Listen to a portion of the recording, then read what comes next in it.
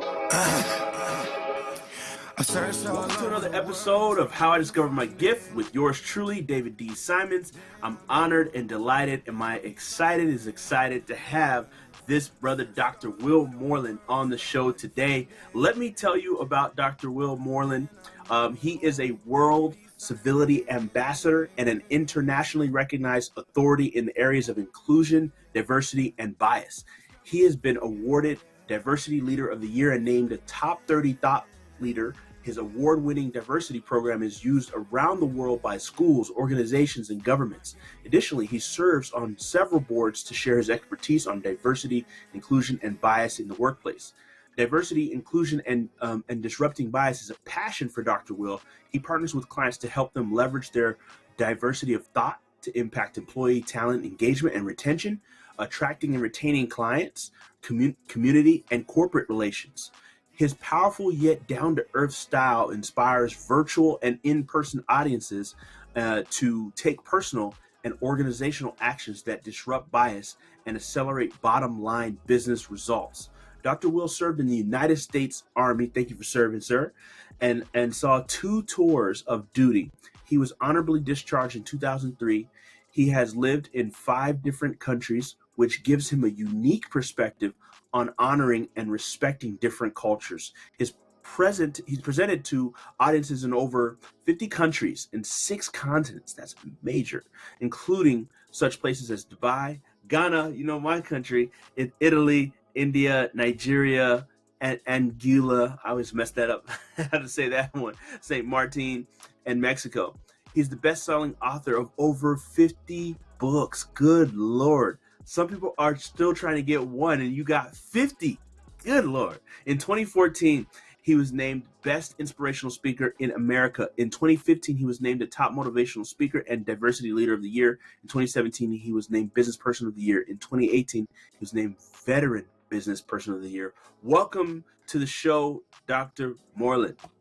My man, David, I am so excited about being here, man. Thank you so much for what you're doing and the work that you're doing and providing this platform for individuals like me to come and share. So, man, I'm super excited to get down with you today.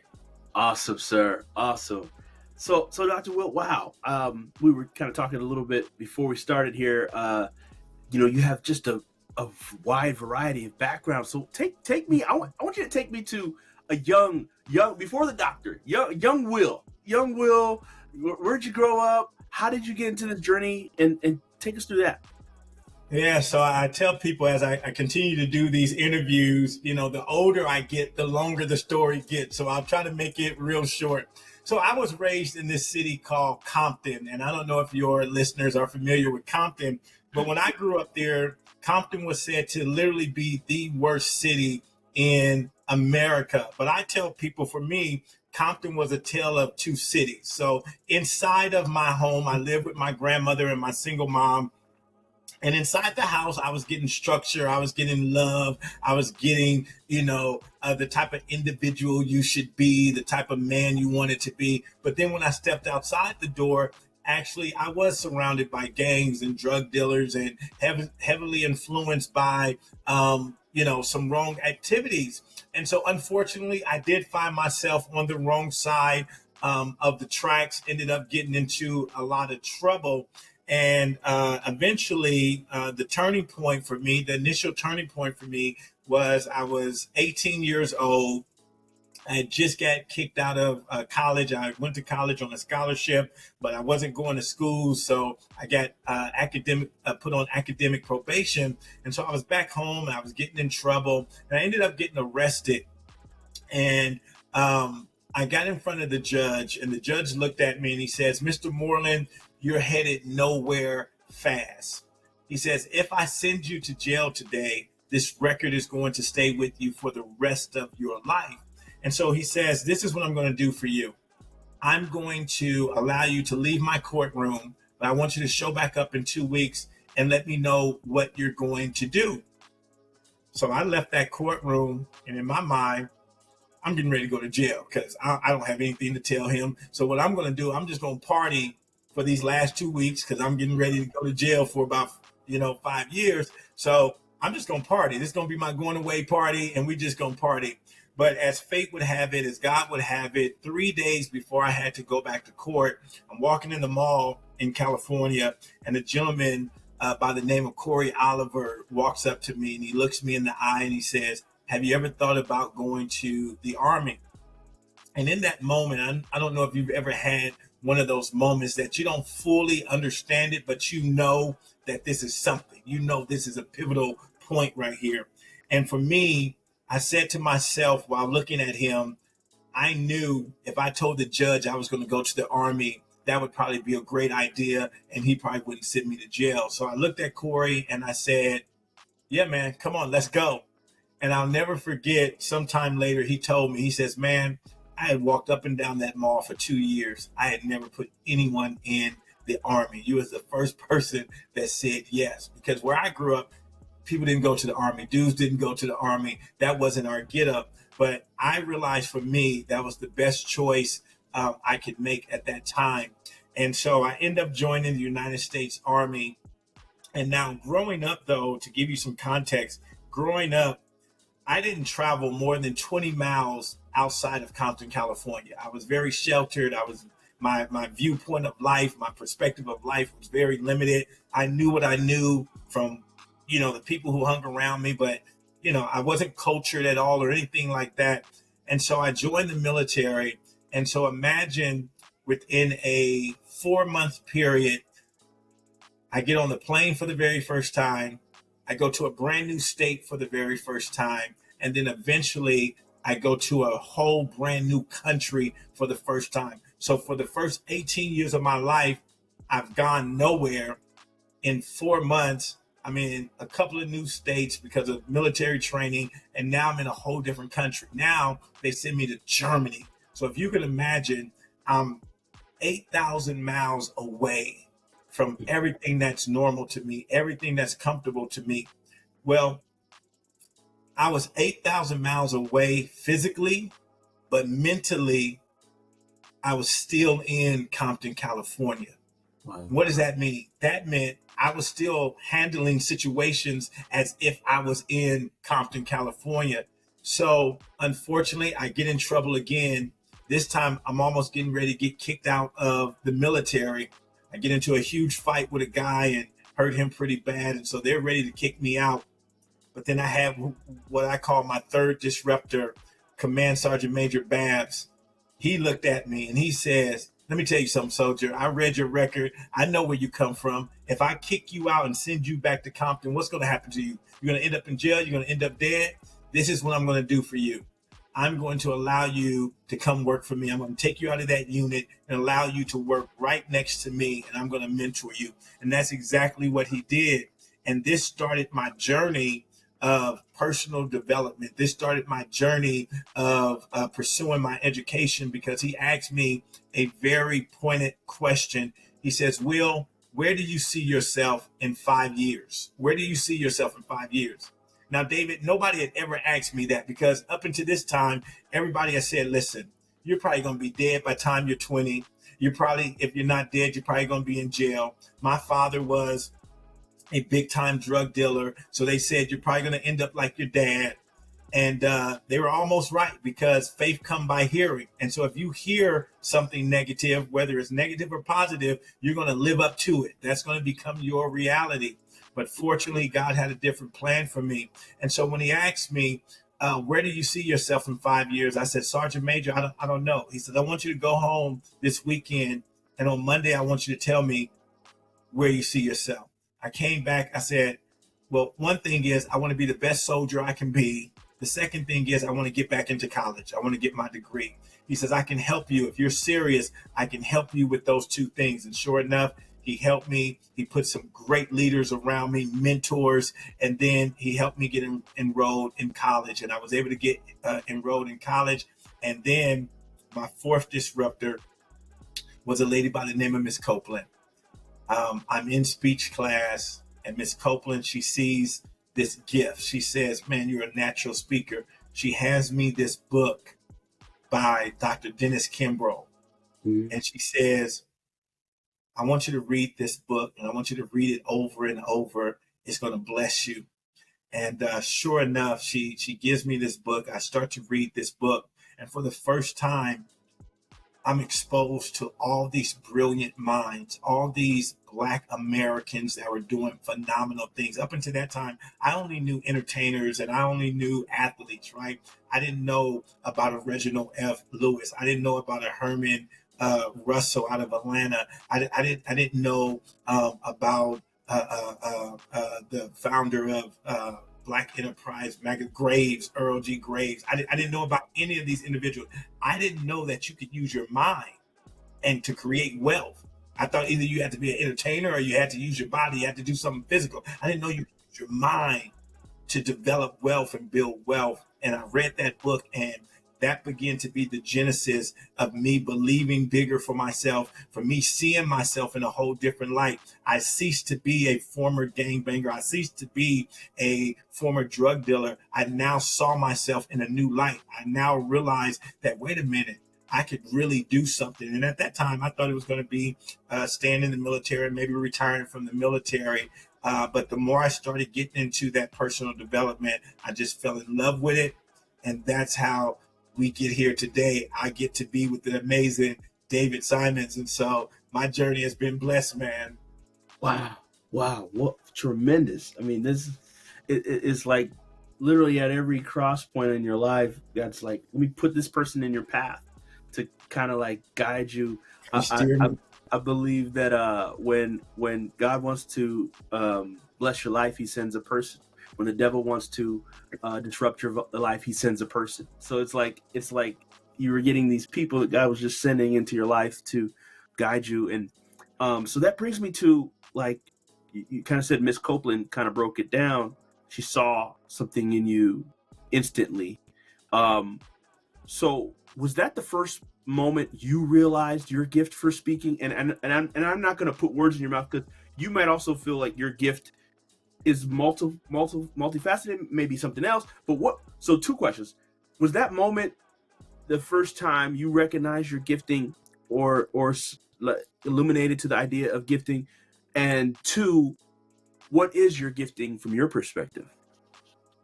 2 great questions.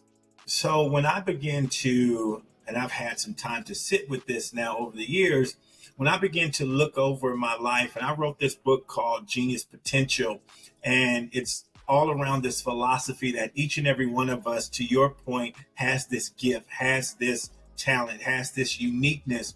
And so as I begin to look over my life, speaking is something that's always been there.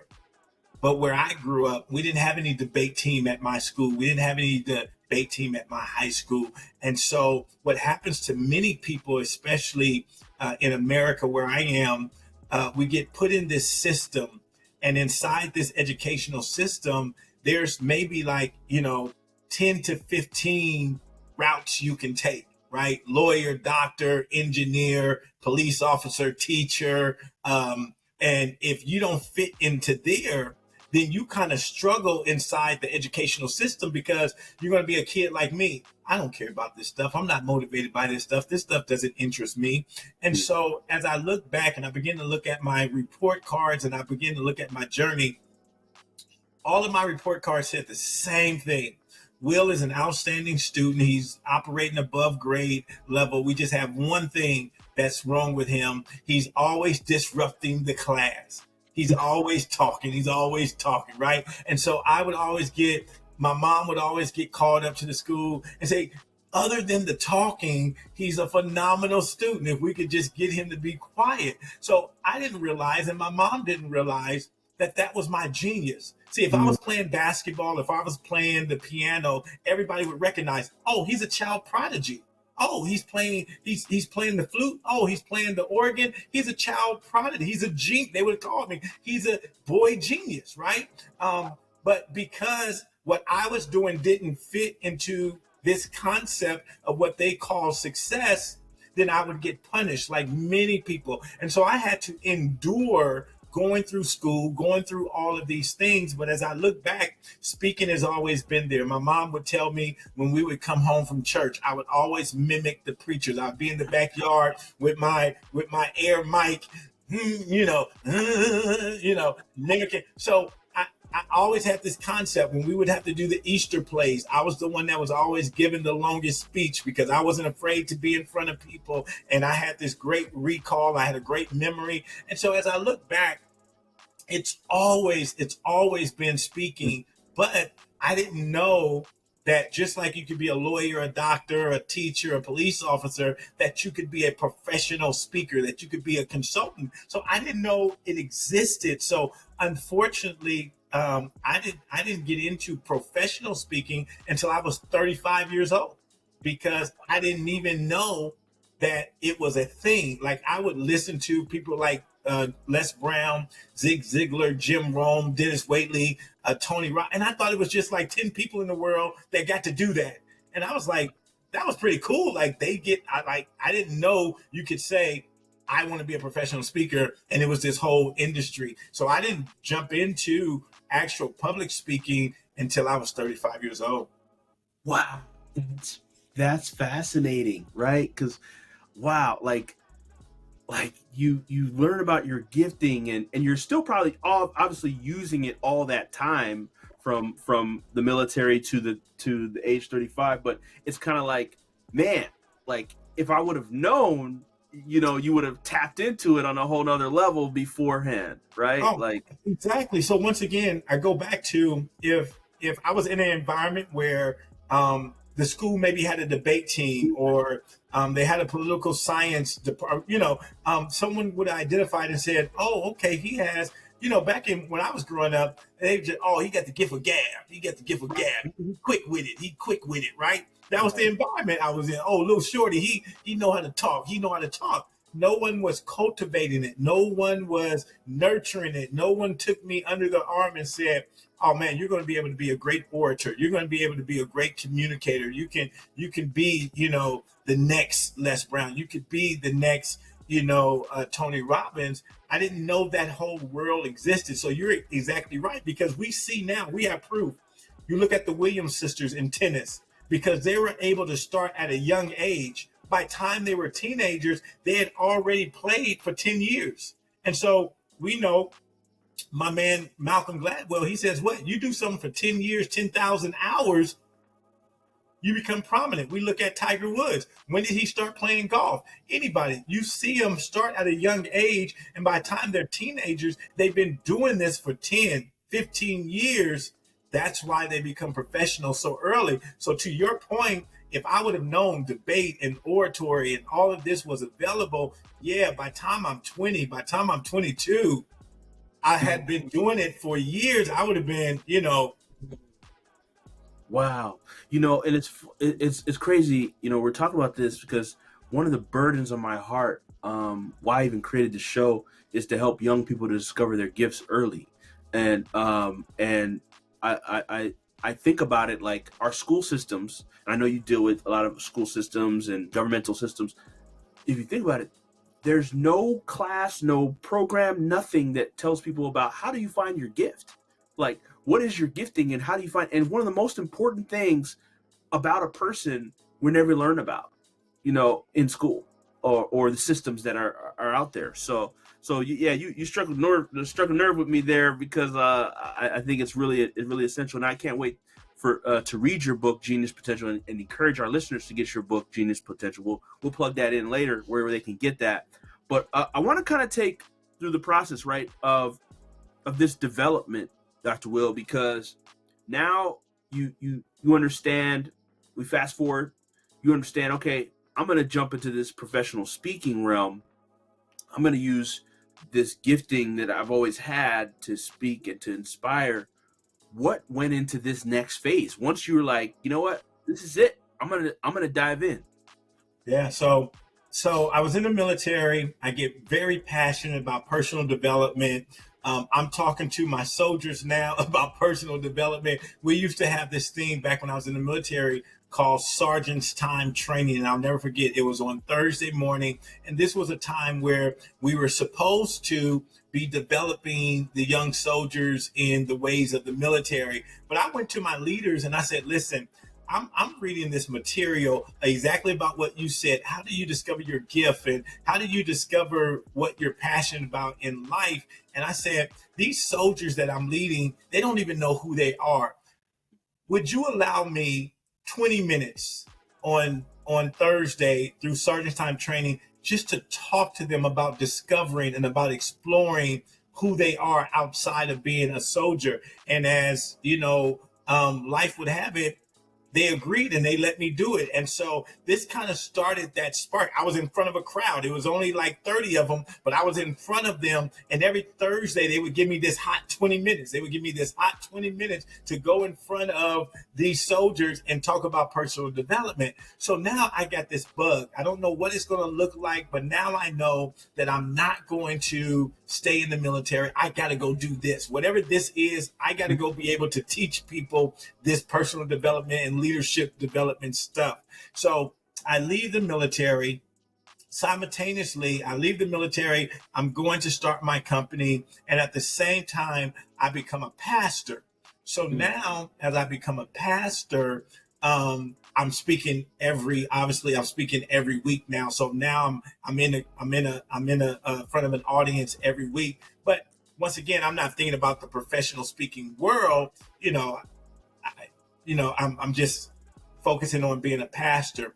But then about 8 years into being a pastor, I had this aha kind of moment where I woke up one morning, I was looking in the mirror, and I knew who I was looking at. Obviously, it was me, but I didn't know who I was. And what I meant by that is I knew all the titles. I'm pastor to some people, I'm doctor to some people, I'm a leadership expert to some people, I'm a husband, I'm a father, but I really intrinsically didn't know who I was.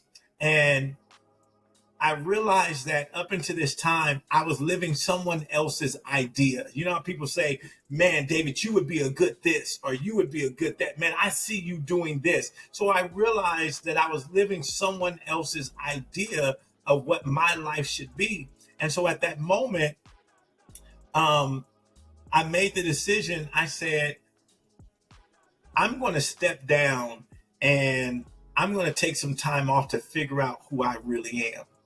Because I grew up in Compton. And so growing up in Compton, that gave me a particular image.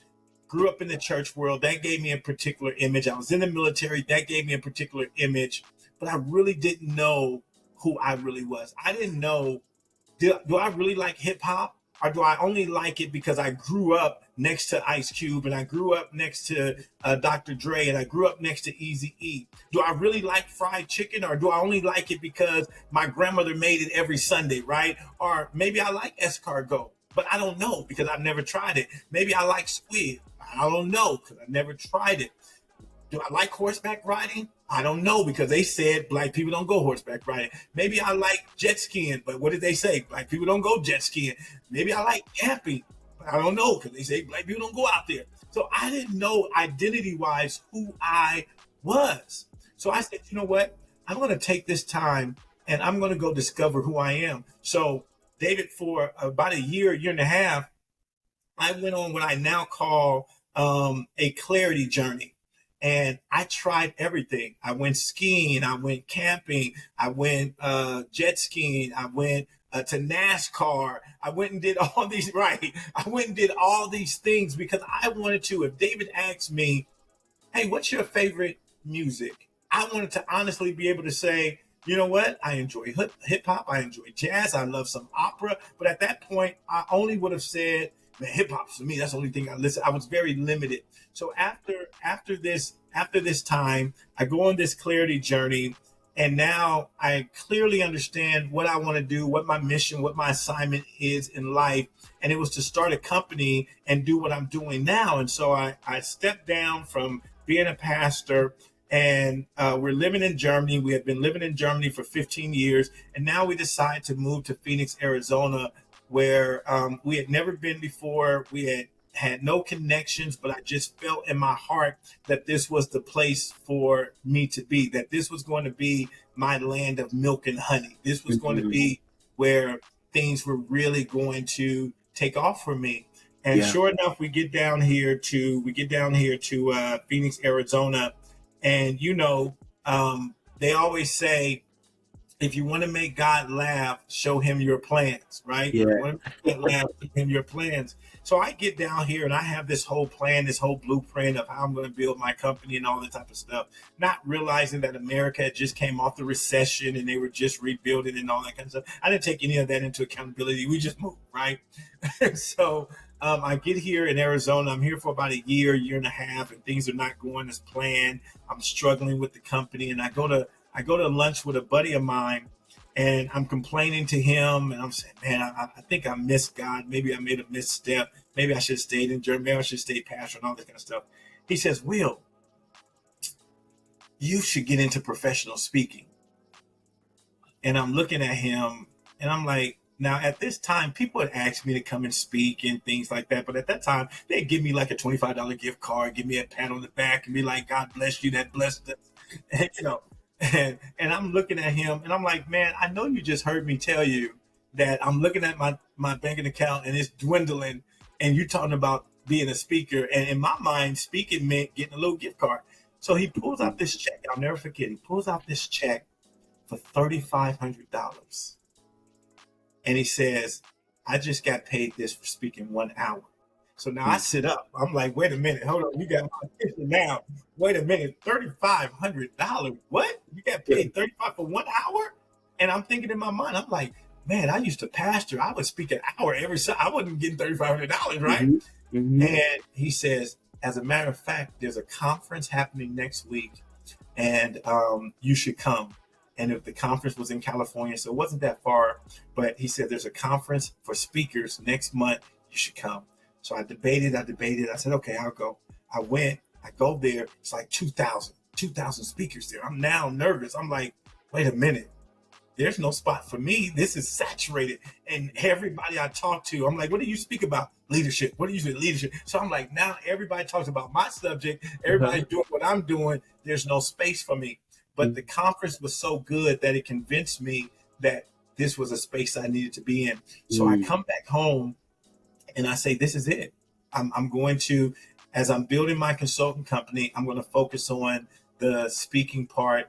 And that was 11 years ago, man, 11 years ago. And I started focusing on speaking. And here's what I offer this. What I realized was I was able to take all of those, from pastoring, from being in the military, from running my business. I was able to take all those aspects and put them into my speaking business. And that's what really allowed us to really take off and launch, because what I realized for a lot of speakers was they were passionate about speaking, and but they didn't know how to run a business. I had ran a business, and so I had run a church, I had run a business. So I knew about marketing. I knew about sales. I knew about, most speakers were just passionate. I got a message. But man, if nobody knows about you, if nobody knows you exist, you can have the best pie in the world. But if nobody knows about you, they can't hire you. So I implemented all of these business practices inside of my speaking. And so literally I was marketing my speaking business. I wasn't just talking about, I was marketing my speaking business. And that's what really put us on the radar. And so the last decade or so, we've been blessed to, literally go all around the world, be named one of the top 30 motivational speakers in the world. And God has really just been blessing us and positioning us to have this type of influence in the world. And we're just grateful, man. We're just really grateful. Wow. What a journey. So it's all of it was, I believe God is sustainable. He doesn't waste anything, right? Like everything gets used up. So all the stuff from Compton to the military to the pastoring, it's served in your speaking. And I'm sure it also gives you a message that not everybody can duplicate. Nobody can duplicate your message, right? Like, it's your message, it's your style, it's your tone, it's the principles that you gather in leadership come from a variety of spaces, and they're proven in a variety of spaces. So it really makes. I always joke and I tell people I can be in Compton in one day and be in the White House in the next day, right? Because I have just such a wide, broad sense of things. Then my message can go international, because I've lived in so many places, visited so many places. And you're absolutely right. I tell people this all the time. Everything that you went through, been through, experienced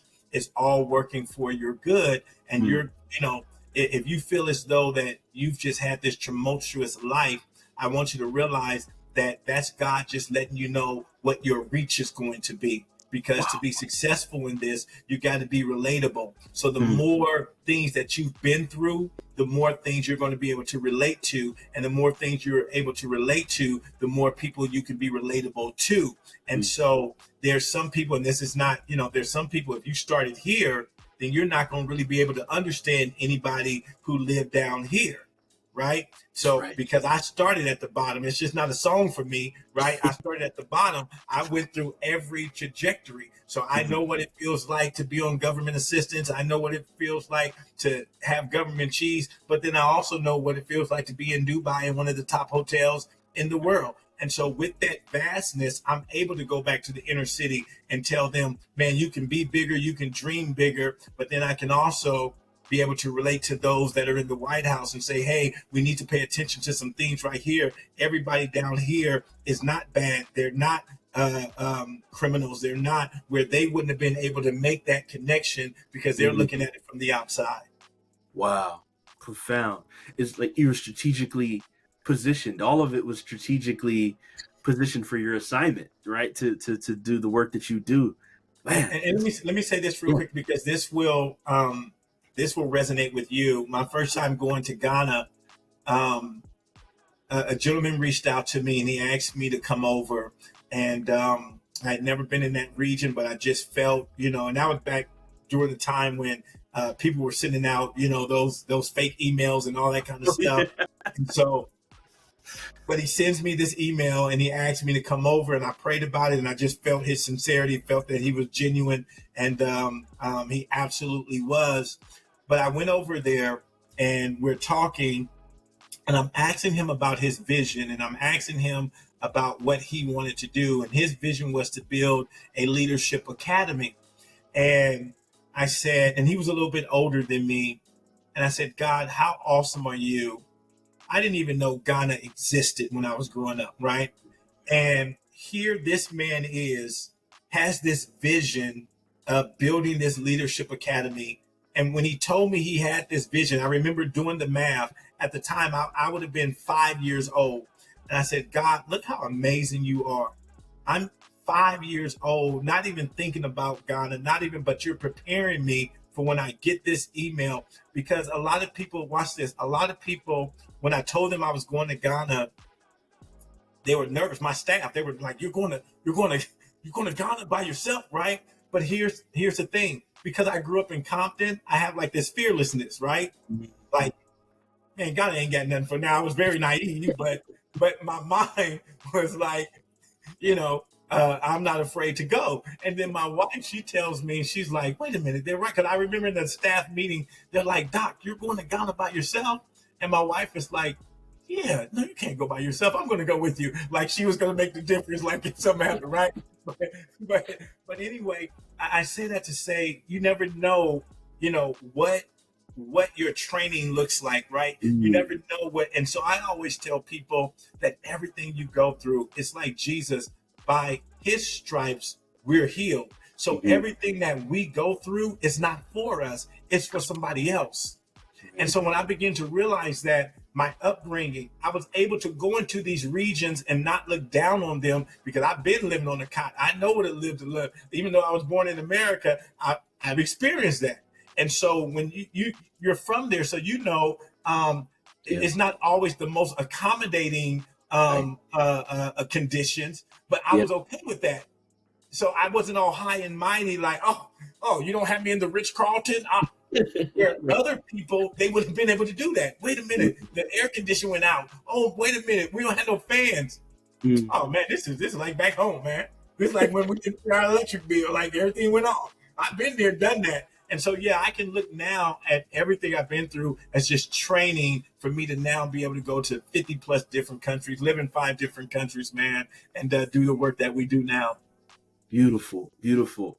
So I kind of want to take a peek behind the scenes, right? Yeah. Because uh, a lot of times, because you're this world renowned speaker, and some people think, oh, you just got there habits. That like there's a lot of Yeah, strategic.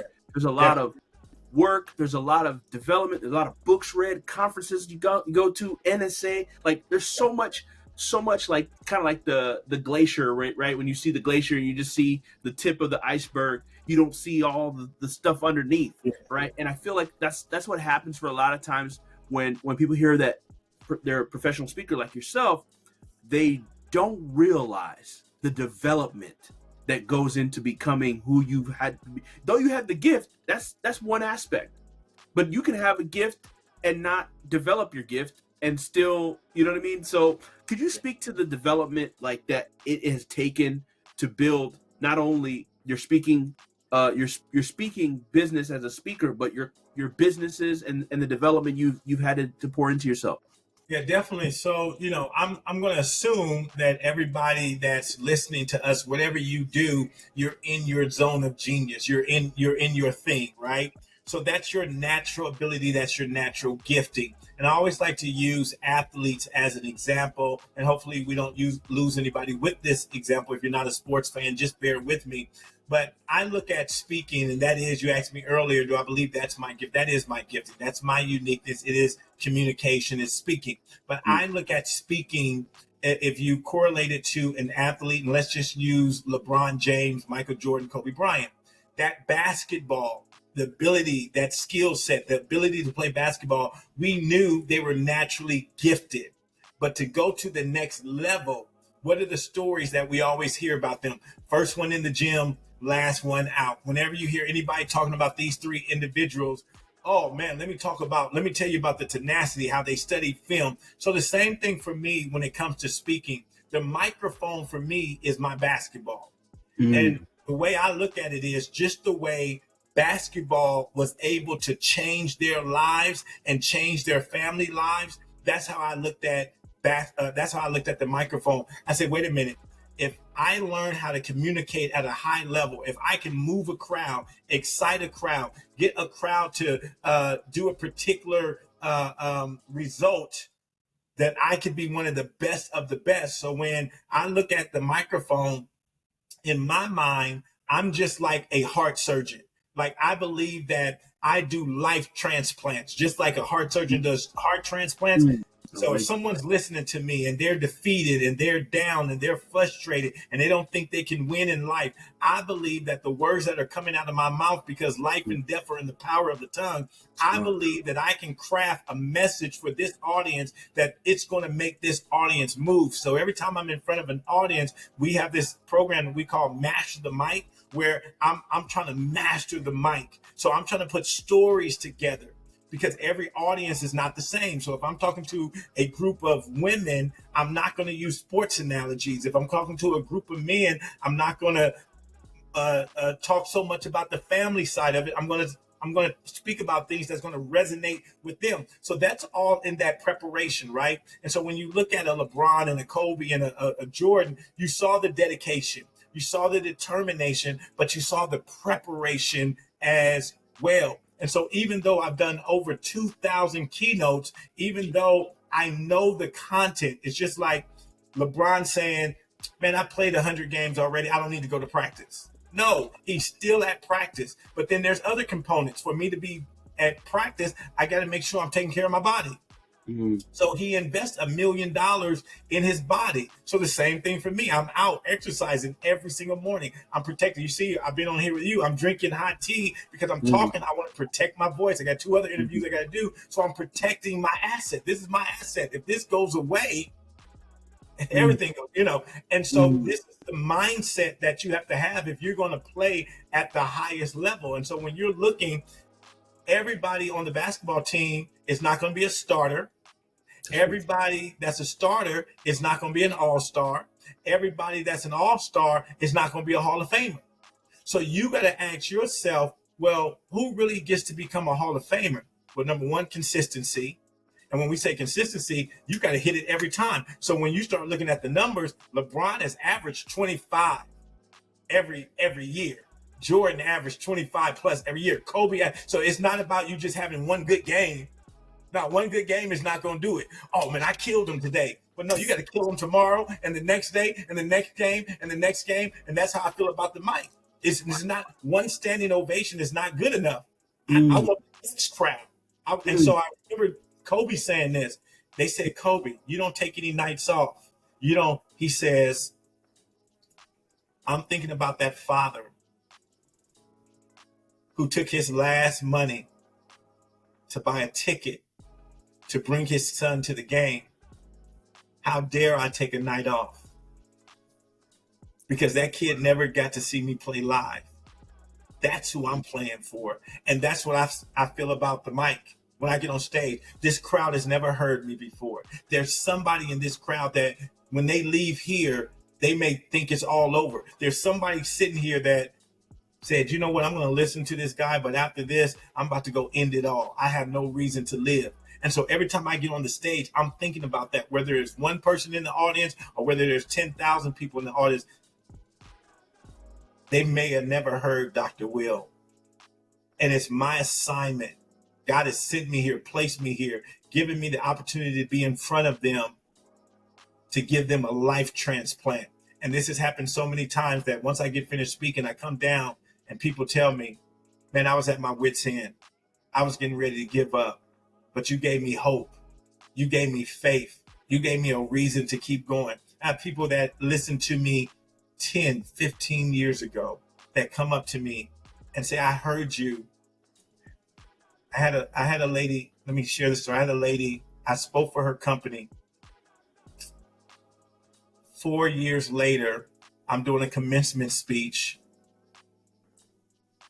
The lady comes to me after the commencement speech. She was one of the graduates. She comes up to me. She's like, you're not going to remember me, but you spoke at our company 4 years ago. And you told us we had the power of choice, that we weren't stuck.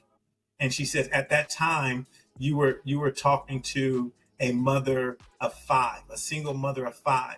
But you convinced me that I wasn't just a single mother of five. You convinced me that I could be more, do more, and become more. She says, I just graduated today, and I want you to meet my 7 children, and they have a better mom because of that message that you presented at my company 4 years ago.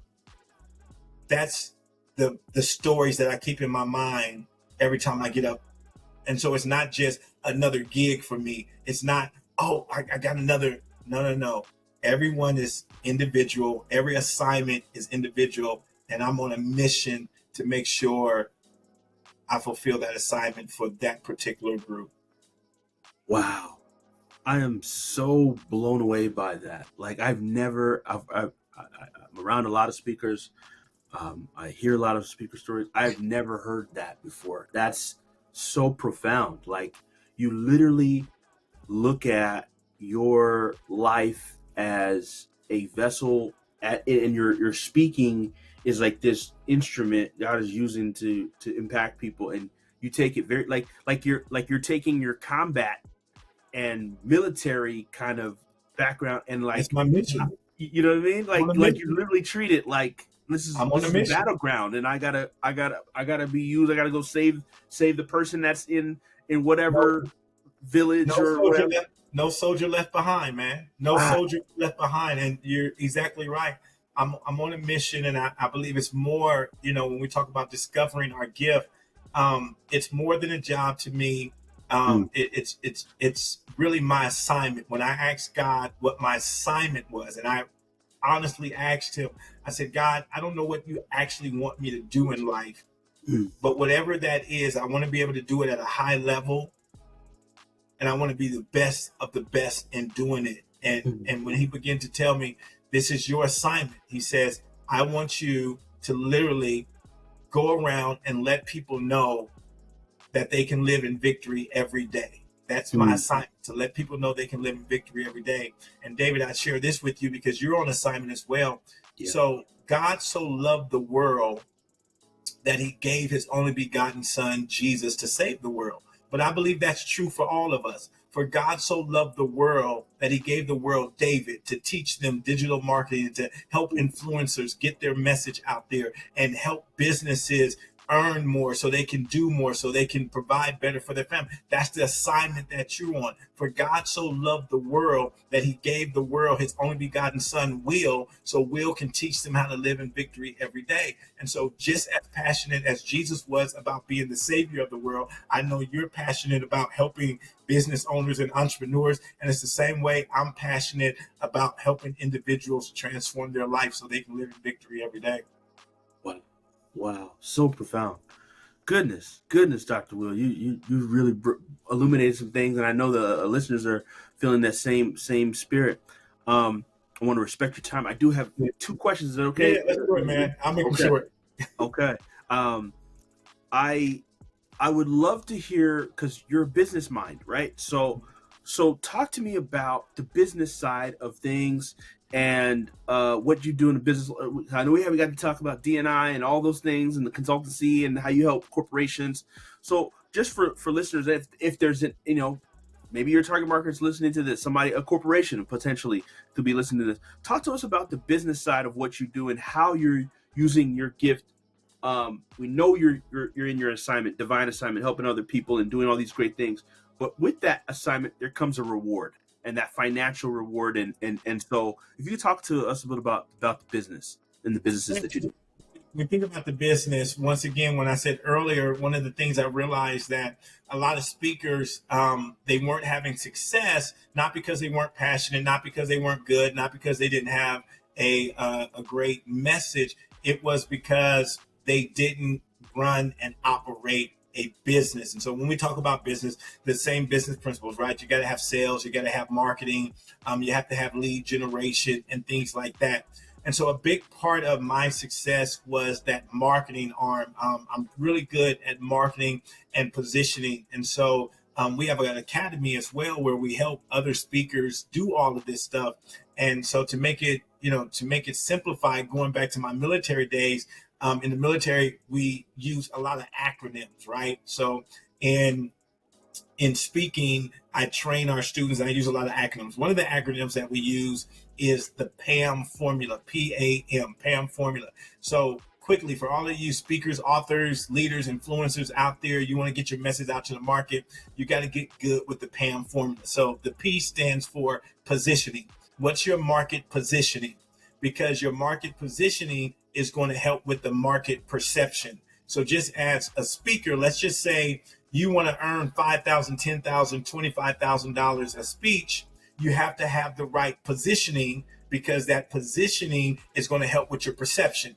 Because the only way a company's going to pay you $10,000, $15,000, $20,000 is they have a particular perception about you. They feel as though you're the go-to person. They feel as though you're an expert. So if your marketing is not speaking to your expertise, if your marketing is not saying that you're the best of the best, that you're the best thing since sliced bread, then your positioning and your perception are not going to be in alignment. So that's number one. We help our speakers get their positioning right. So that could be, we use words like your avatar. So what is your avatar, and who's your ideal client, so you can market directly to your ideal client. The second thing is the A. That's your advantage. What's your competitive advantage? So as a speaker, what we try to help our speakers do is get that identity that's going to separate them. So to your point earlier, so I'm from Compton. I was in the military. I lived in Europe for 15 years. I've lived in 5 different countries. So if I'm sizing myself up against David, I'm trying to find what's different between me and David, right? So on the surface, we're both African-American men. We both have glasses. We both have a short haircut, right? That, now the company doesn't know who to pick because they look the same. It's a coin flip now. Right. So how can I position myself and market myself with my advantage? So if I'm going against him, let's see. Okay, I'm going to say I'm a veteran. So not only am I a speaker, but I'm a veteran. So now that company, well, you know what? We would love to work with a veteran. He served the country. That's my competitive advantage. Right? You're from Ghana. That could be your competitive. Oh, wait a minute. He's going to have a different perspective because he has parents who came from Ghana. that's your competitive advantage. So maybe that's what we market. So we work with our clients to really look at what's your competitive advantage. And then the M stands for marketing, and marketing is just that continuous messaging that you're putting out to the marketplace about how good you are, about the services you provide, about the result that you can provide for them. And so we get them and teach them the PAM formula, and that helps them and structures them. And then the last thing, very quickly, we have another formula that we call genius business. So I want everybody to have a genius business. Genius is another acronym that stands for gratitude. So we want you to have a business that you're grateful for, that you wake up in the morning, every single morning, and you're filled with gratitude. The next one is the E. We want your business to excite you. We want you to be excited on your way to work. The next N is net profiting, right? That's the purpose of business, is to earn a profit. So we want you to make sure that you're getting after those RGAs, which are revenue generating activities, not just doing all the fun, cute, pretty stuff, posting on social media. How did that get you paid? We want you to be net profiting. Then the I in Genius stands for innovative. We want you to be innovative. So we connect you with people like David and his company because we want you to be innovative. We want you to know how to use AI. We want you to know how to use systems inside your business. So then the U is for unique. Your business should be uniquely yours. So we teach people how to get clear, going back to core, get clear on what type of life you want to live. And then we're going to build a business that supports that lifestyle. What most people do, David, is they build a business and then they try to fit their life in, and then they don't have any time for their life. So we want you to get real clear on what your lifestyle is going to look like and what you want it to look like. And then we build a business to support that.